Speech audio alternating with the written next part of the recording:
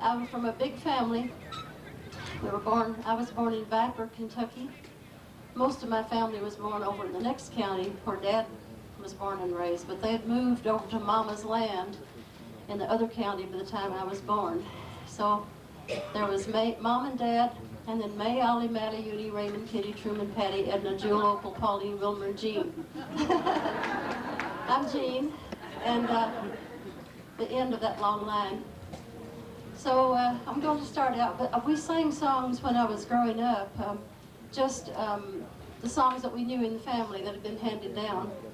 By the time I came along, we had some other influences. Radio had started, and when I was about 7 or 8, I remember we had a first radio. We had earphones. You had to listen to it one at a time.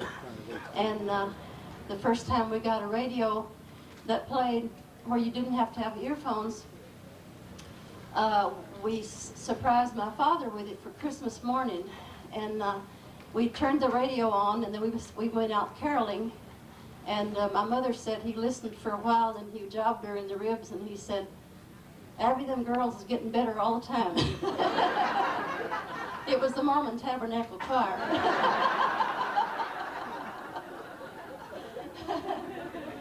Well, but the songs we sang were all the old ballads and love songs and feuding songs and lullabies that you rock the baby with and children's songs. And so the whole thing is just, what I'm doing today is just bringing you some of those songs and a few songs that grew out of them.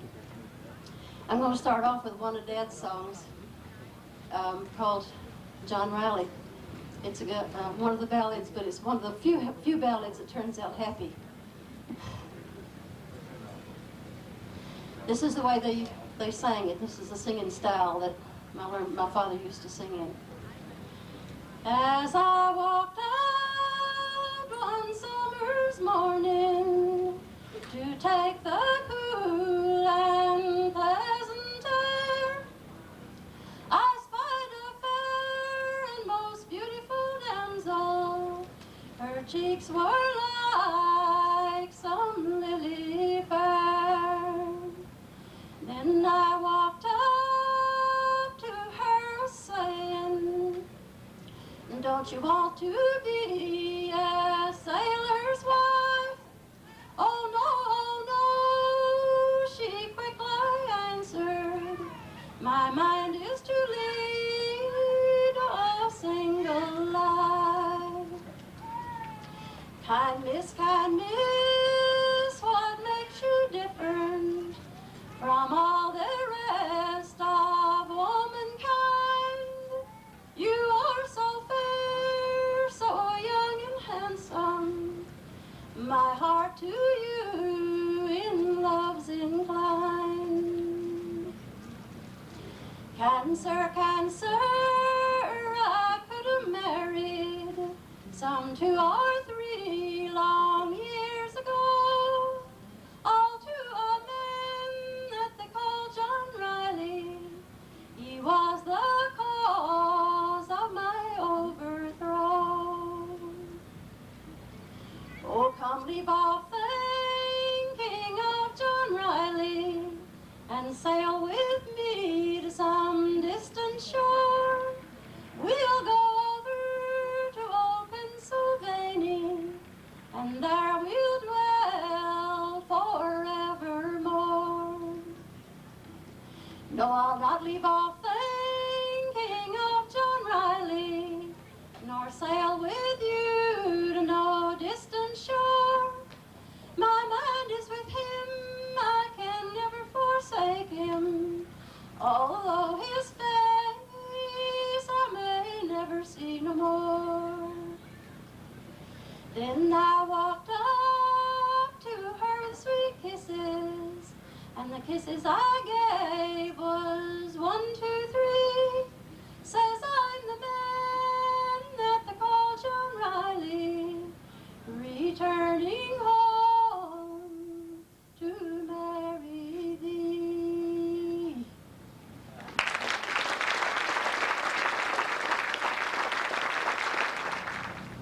We had play parties that we did play parties.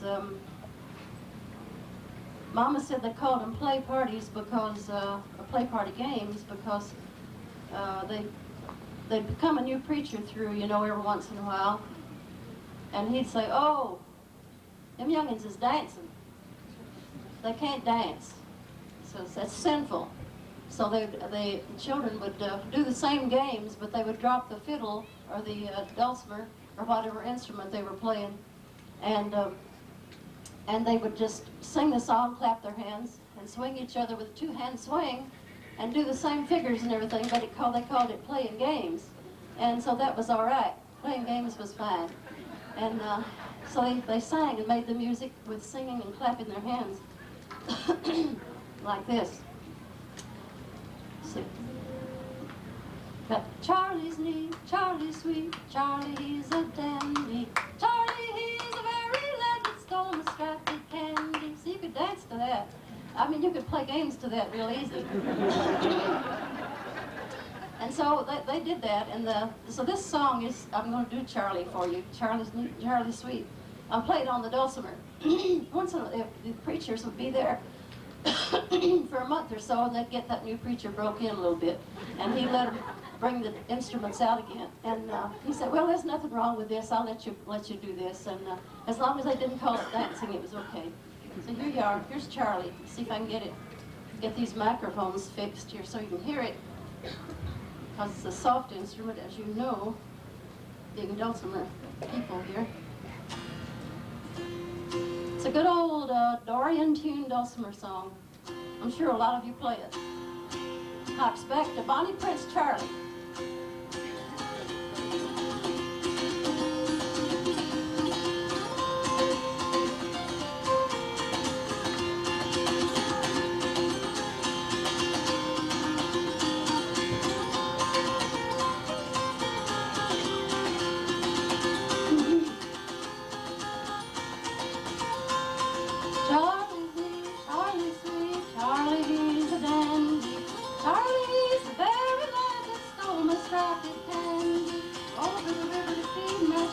Over the river, Charlie, over the river to feed my sheep and to measure up my barley.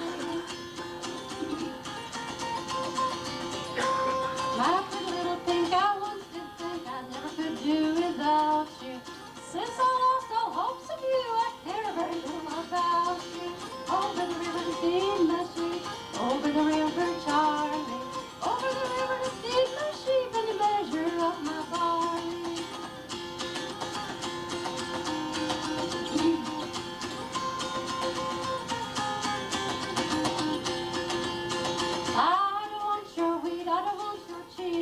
Do I want your barley? I'll pick a little of the best you got to bake a cake for Charlie. Over the river to feed my sheep, over the river, Charlie, over the river to feed my sheep and to measure up my barley. Charlie's neat, Charlie's sweet, Charlie's a dandy. Charlie's the very lad that stole my scrappy candy.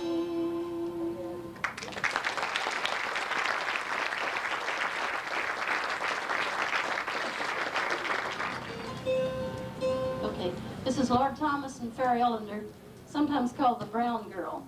And now the Brown Girl wasn't a black-skinned person. She was just a dark-complected Scot with black hair instead of red hair or blonde hair. So they called them brown people, brown girl, meaning the color of the hair. Okay, here's the Lord Thomas and Fairy Ellender. It's an old. We used to sing, this was one of the ones we sang on the front porch of an evening in the summertime, and it's a story ballad. If you know, a ballad is a song that tells a story, and in the summertime, in the wintertime, we sat around the fireplace and told tales, and but in the summertime we sat on the porch and sung them. So this is a singing story, Lord Thomas.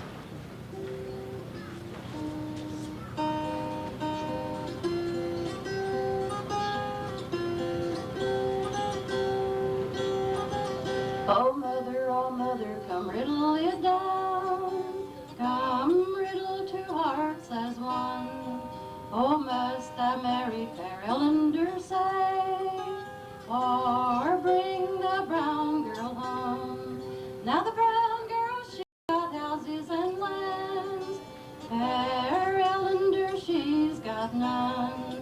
So the best advice I can give you, my son, is go bring me the brown girl home. He rode till he came to Fair Ellender's gate. He tingled a bell with his cane.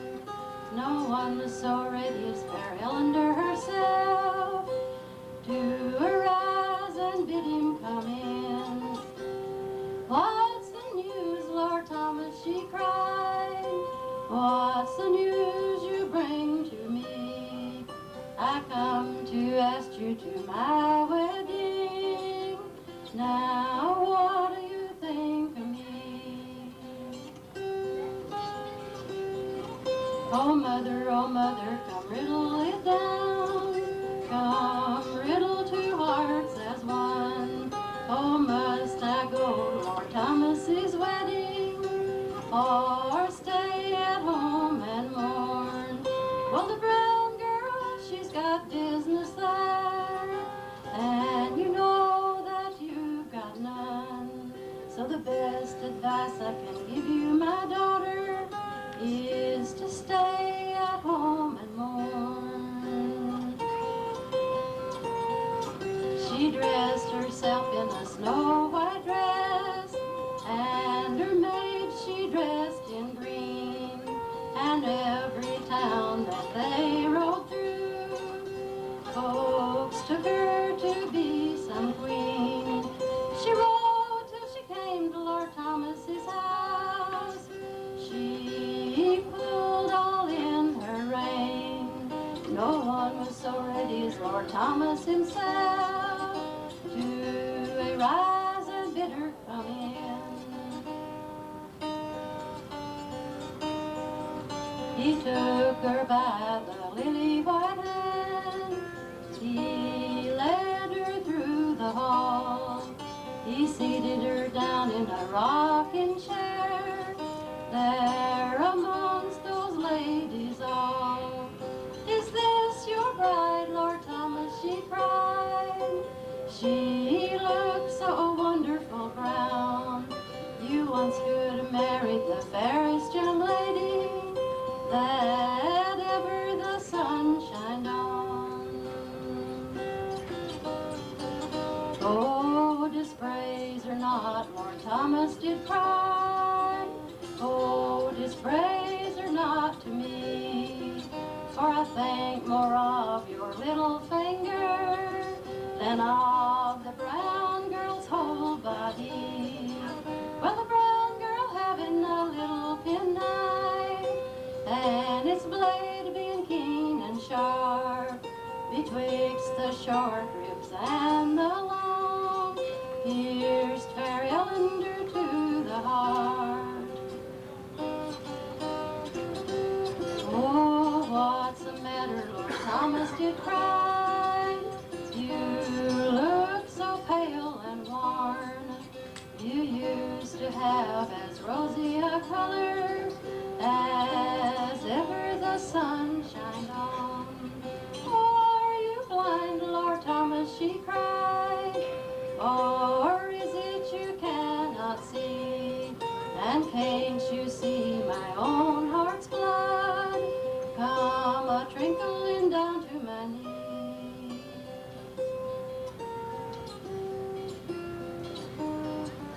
Lord Thomas, he drew his sword from his side as he came through the hall. He cut off the head of his bonny brown bride, and he kicked it against the wall. Then placing the handle towards the wall, and the blade towards his heart, said, did you ever see three true lovers meet that had so soon to part? Oh mother, go dig my grave, and dig it both wide and deep, and bury Fair Ellender in my arms, and the brown girl at my feet.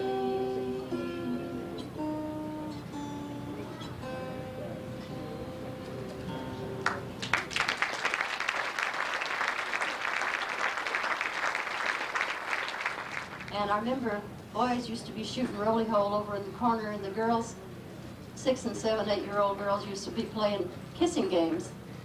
Little girls started very young, and the little boys didn't want to have anything to do with kissing, so they were off playing marbles. And the little girls were playing, but they were choosing somebody to come in, and they'd give them a kiss, a little quick kiss, but they would pretend, little girls would, that the girl that they chose was their boyfriend.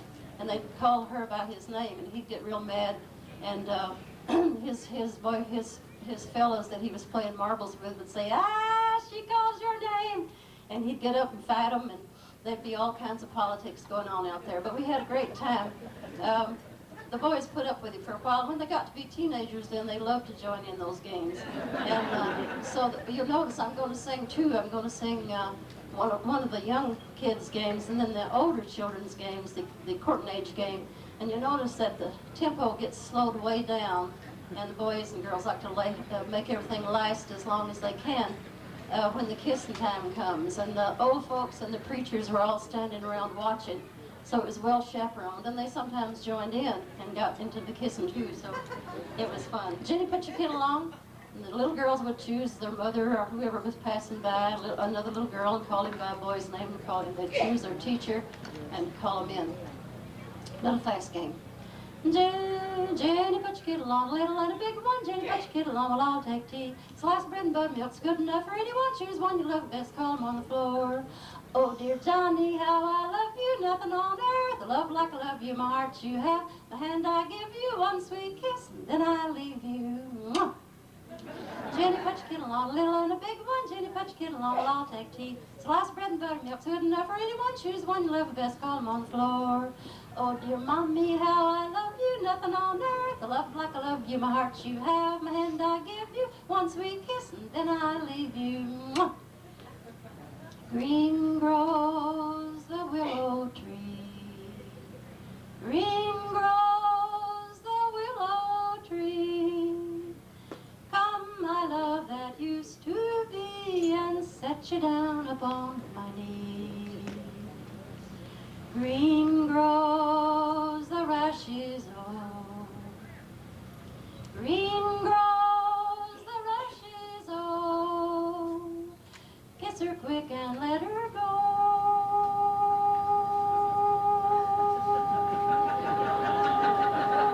For you understands her pappy, oh.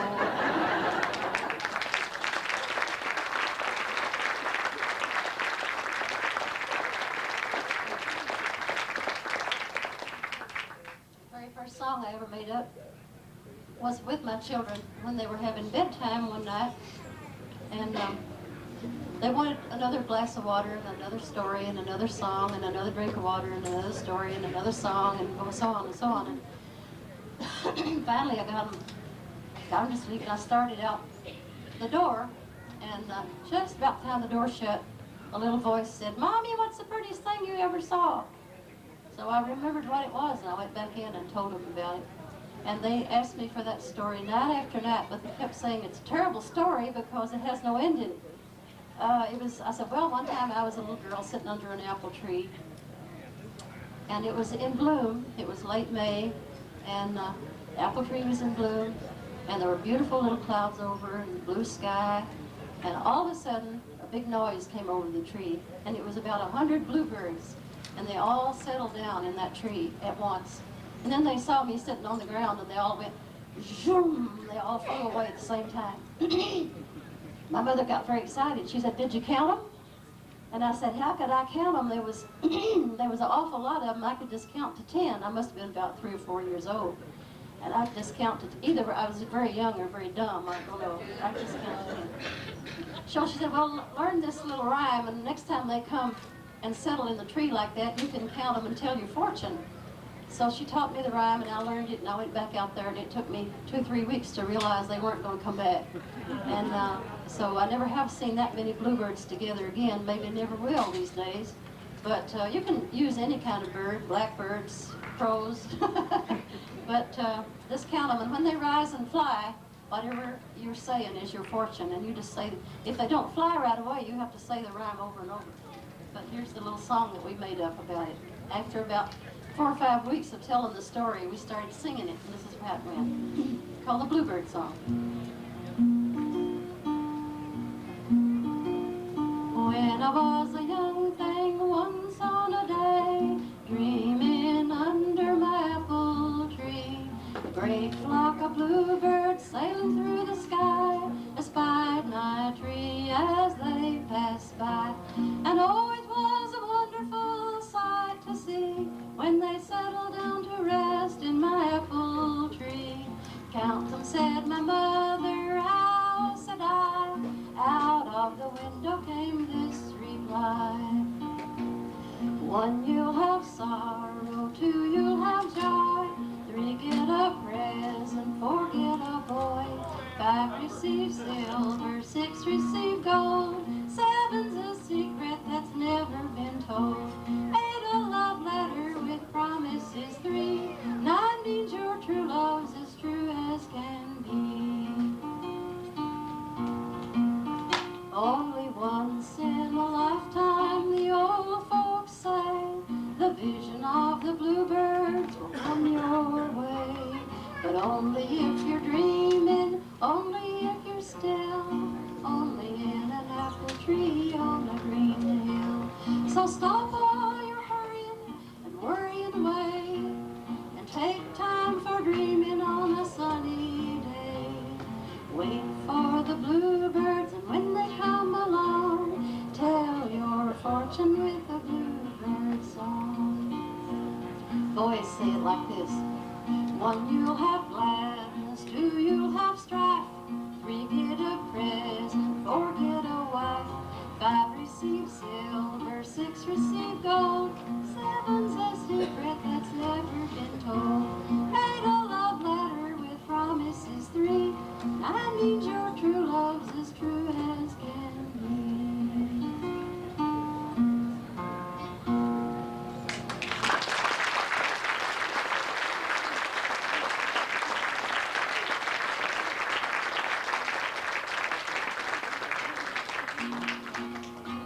This is another made-up song, and it's, I want to thank Jerry Armstrong for the use of her guitar. It's a nice little easy gut string guitar, which is all I'm good for.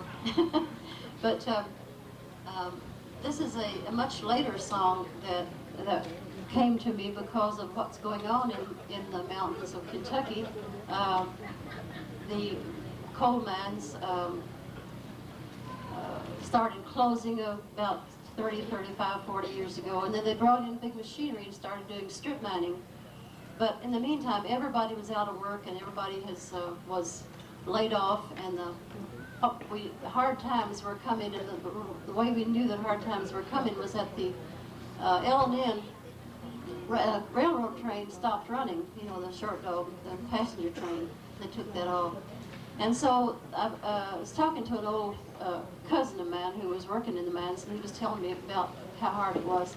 And so I did this song called L&N Don't Stop Here Anymore. And it's just recently, I guess I did that about 25 years ago, maybe the song is that old.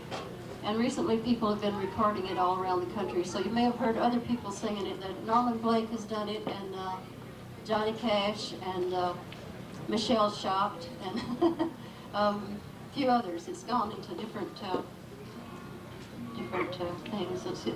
I think the new Coon Creek Girls were the latest ones to have done it. They call their album the L&N Don't Stop Here Anymore. So here it is. This is the way it used to sound on my clunky guitar, and this is the song.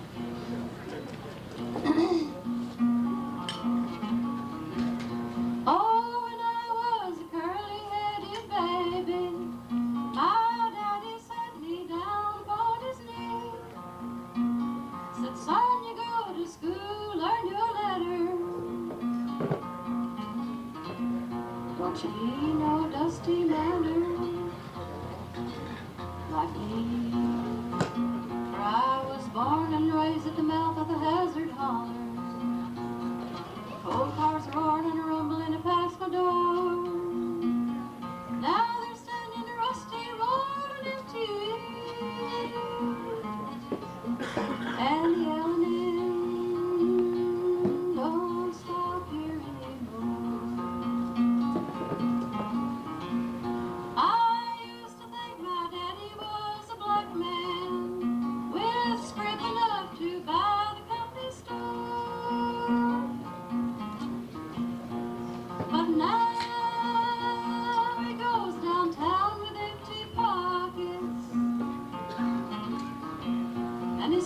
face as white as a February snow. I was born and raised at the mouth of the Hazard Holler. Old cars roaring and rumbling past my door. Now they're standing rusty, rolling empty, and yelling in, don't stop here anymore. Last night I drift went down to the office, did my payday like I done before. Them old cudsy vines that covered out the doorway, and there was trees and grass, well, they're growing right through the floor. Well, I never thought I'd live to love the coal dust, never thought I'd pray to hear the tipple roar. But Lord, how I wish that grass could change to money. The greenbacks fill my pockets once more. So I was born and raised at the mouth of a Hazard Holler. Old cars roaring and rumbling past my door. Now they're standing rusty, roaring empty, and yelling in, don't stop here anymore.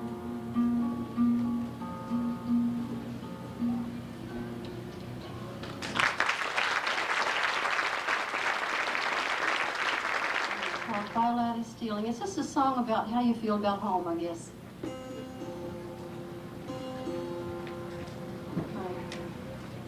It's going to be a little high, but not too bad. So we'll end with that. It's got a long chorus, sort of an eight-line chorus, but you'll catch on to it.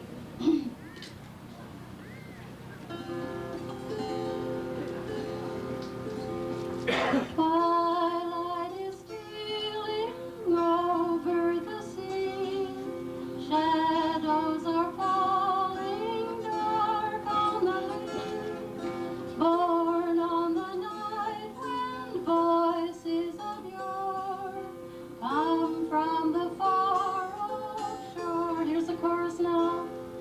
Far away beyond the starry sky, where the love light never, never dies, gleam at the mansion filled with delight, sweet happy home so bright.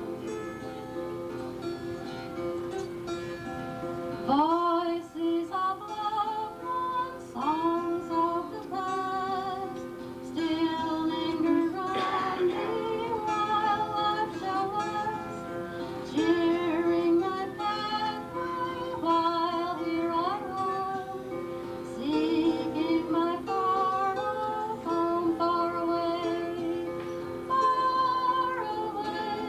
beyond the starry skies, where the love light never, never dies, gleam at the mansion, gleam at the mansion, filled with delight, sweet happy home so bright. Let me hear you just sing it now without the dulcimer, just the chorus. Far away beyond the starry skies.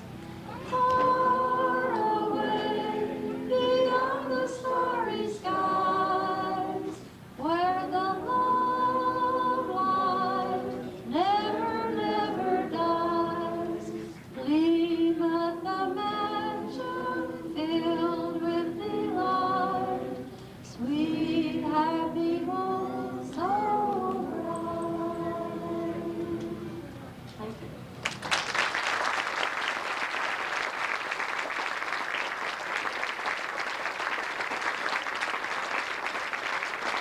Ritchie, let's hear it.